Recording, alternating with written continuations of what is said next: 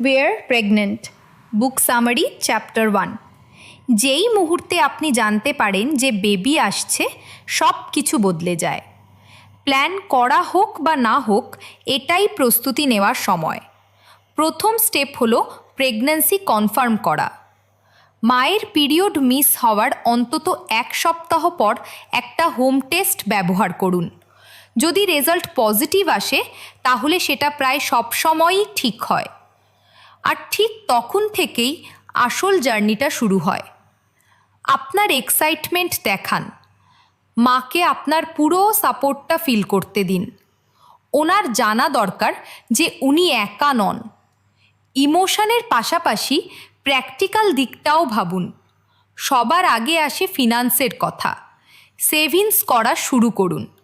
Medical visit, হসপিটালের বিল আর বেবির প্রয়োজনীয় জিনিস আপনার ভাবার চেয়েও দ্রুত চলে আসবে। এরপর আসে আপনার বাড়ির কথা। নিজেকে জিজ্ঞেস করুন, এই জায়গাটা কি একজন প্রেগন্যান্ট পার্টনারের জন্য রেডি? যখন ওনার পেট আরও বড় হবে, তখন কি এই জায়গাটা সেফ আর কমফোর্টেবল থাকবে? পরে সাধারণ হাঁটাচলাও কঠিন হয়ে যাবে।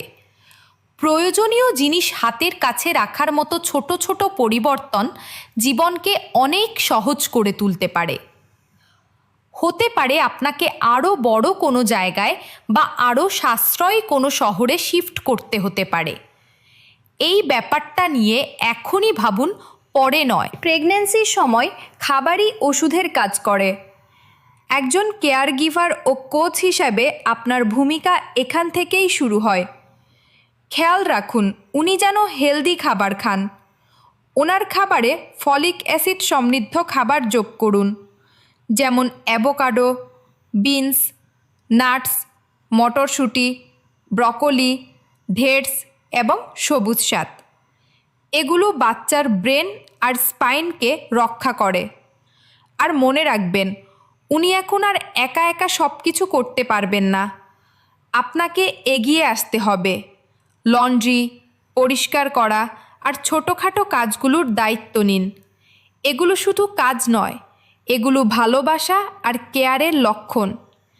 কিন্তু সবচেয়ে পাওয়ারফুল কাজ কোনটা করতে পারেন জানেন? ওনাকে রিল্যাক্স করতে সাহায্য করুন।